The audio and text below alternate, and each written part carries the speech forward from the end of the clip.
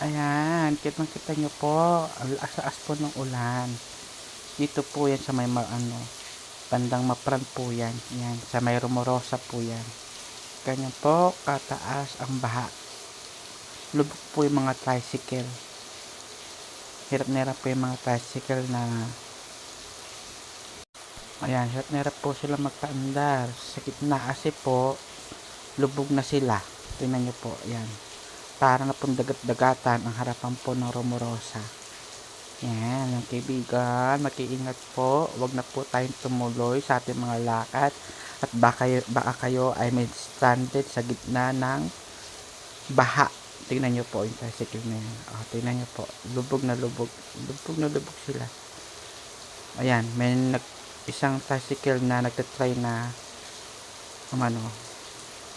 at ito naman po ay sa bandang papuntang Pilcoa sa City Hall. Yan, lubog po yung harapan ng Pilcoa at City Hall. Tingnan nyo po.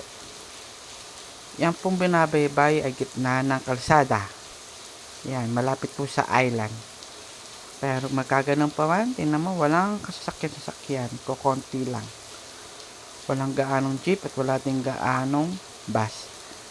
Iilan lang po. Napakaswerte po at ako'y nakasakay ng jeep. Yan, na-star. Kundi mababalaw po ang inyong mga sasakyan. Huwag na po tayo lumabas at grabe po ang bagyo ngayon. Yan, tignan nyo po. Yan.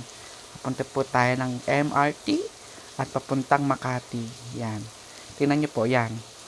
Yan, banda po yan sa circle. Yan, lubog na lubog po. Yan. Iilan lang sasakyan makikita nyo. Circle po yan. Ito naman po ay ang pagbaba sa bandang bakit po ko niyan. Nakita ko sa MRT po yan sa may highway MRT. Yan. Tingnan nyo po kung gaano kalalim. Pati loob ng MRT, baha. Yan. Ganyan kalakas pang ulan dito. Yan. Tingnan nyo po mga kaibigan. Yan. Huwag nyo na pong balaking gumala ngayong panahon ng tag-ulan. Magdala po kayo ng payong, kapote, at bonggang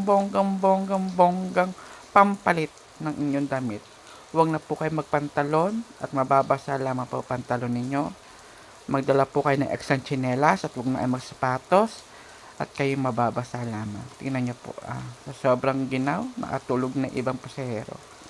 Yan, tantaron. Ayan, tan.